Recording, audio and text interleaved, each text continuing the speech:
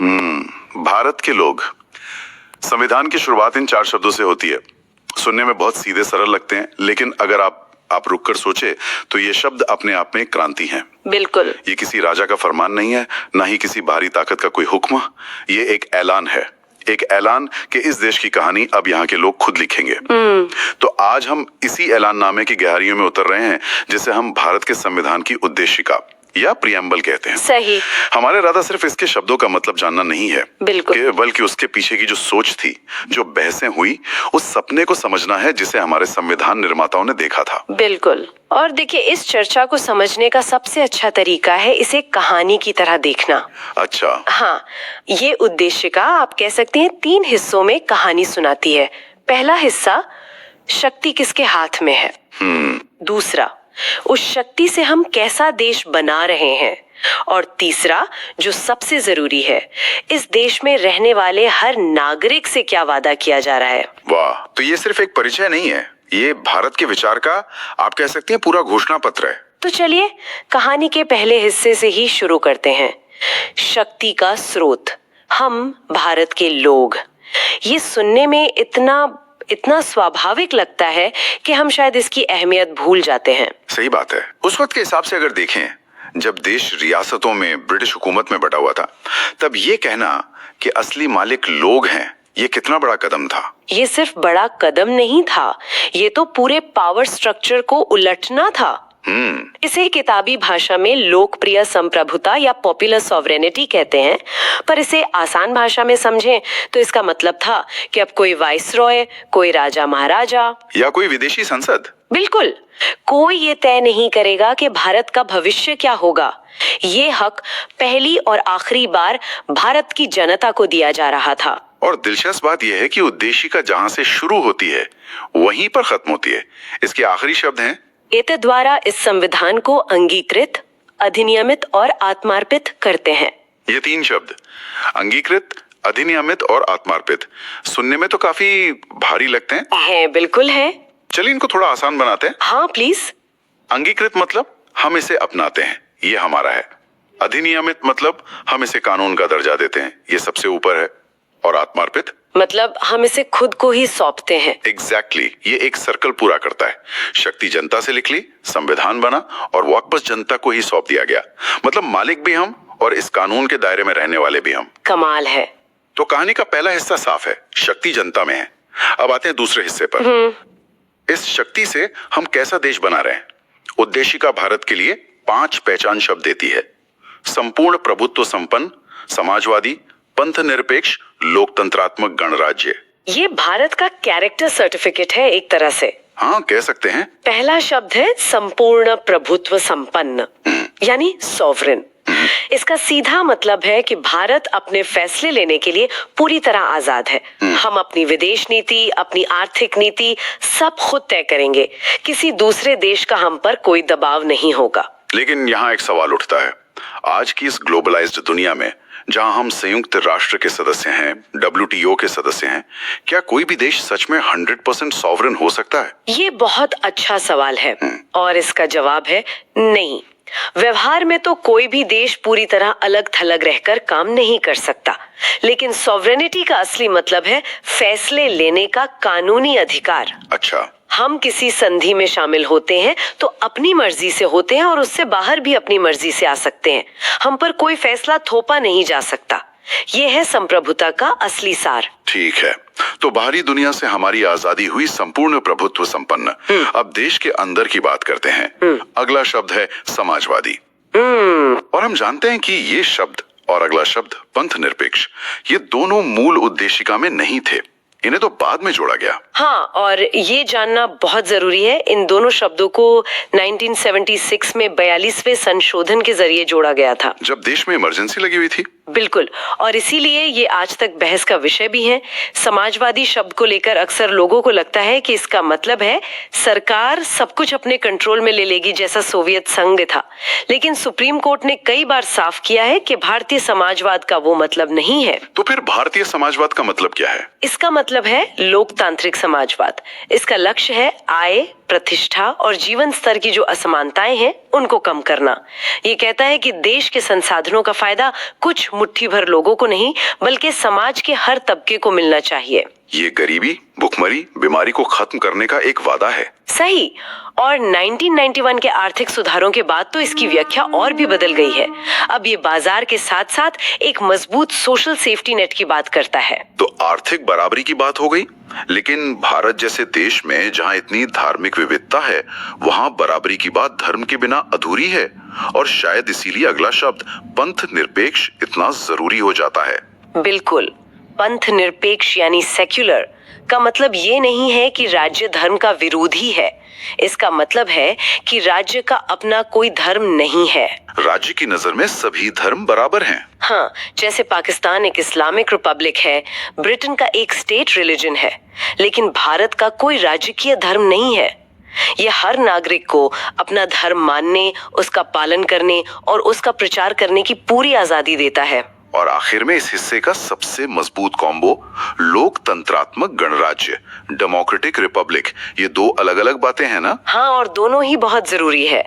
लोकतंत्रात्मक का मतलब है सरकार चलाने का तरीका। मतलब सरकार जनता द्वारा जनता के लिए जनता की होगी। बिल्कुल। हम वोट देकर अपनी सरकार चुनेंगे, लेकिन सिर्फ चुनाव होना ही काफी नहीं है। ब्रिटेन में लोकतंत्र तो है, पर वो गणराज्य नहीं है। क्यों?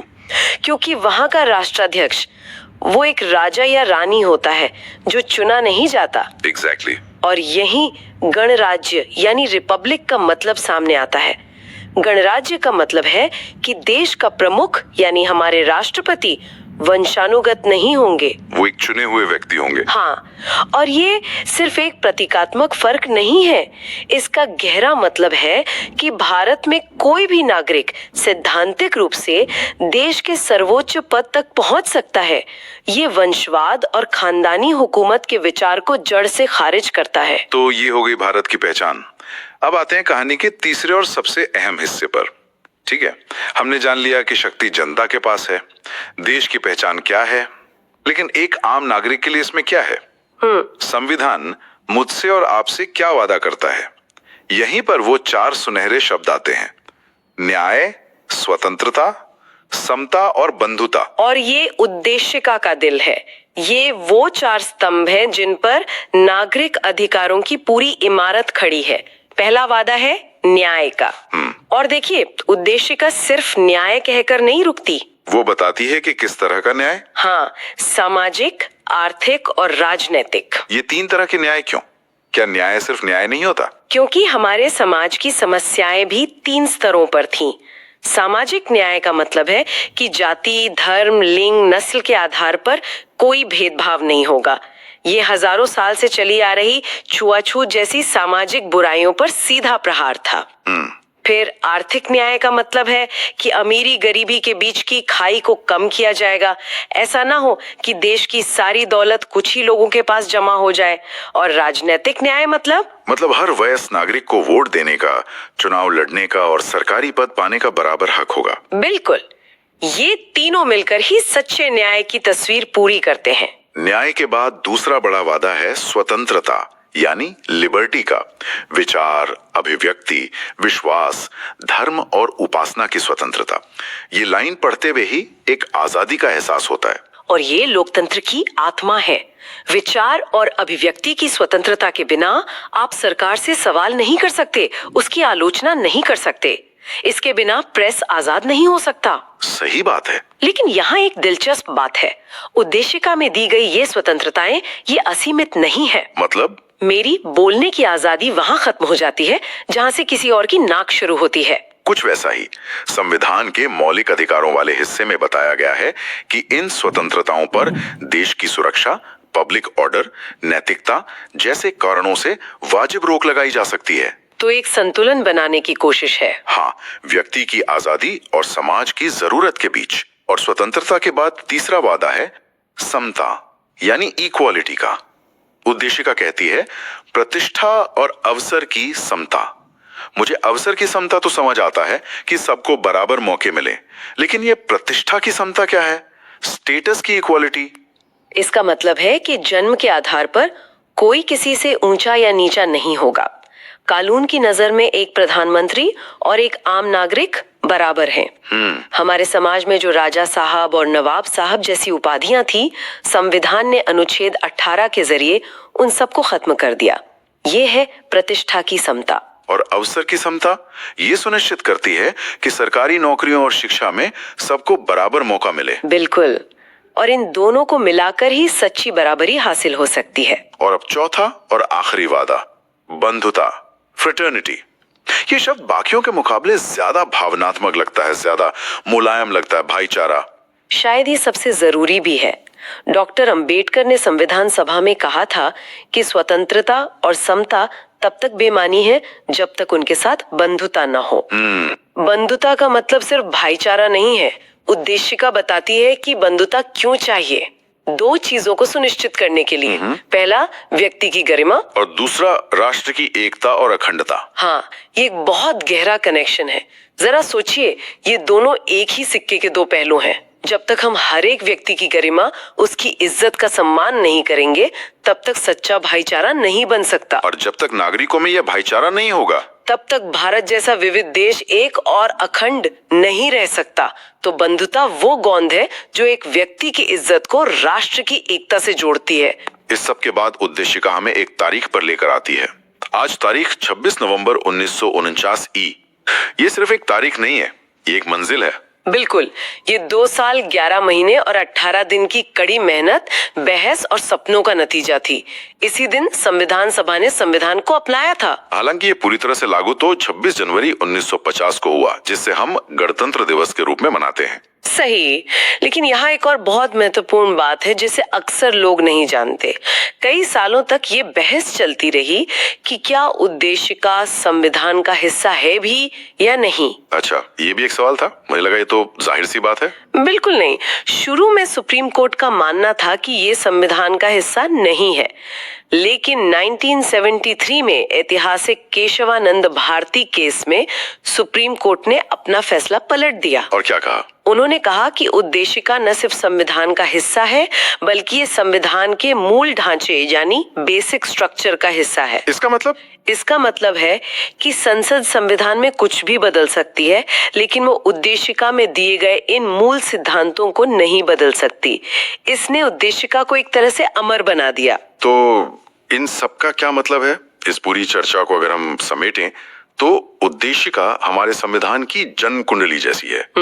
ये बताती है कि इसका जन्म किन विचारों के साथ हुआ, इसके सितारे क्या कहते हैं और इसका भविष्य कैसा होना चाहिए। बहुत खूब कहा आपने।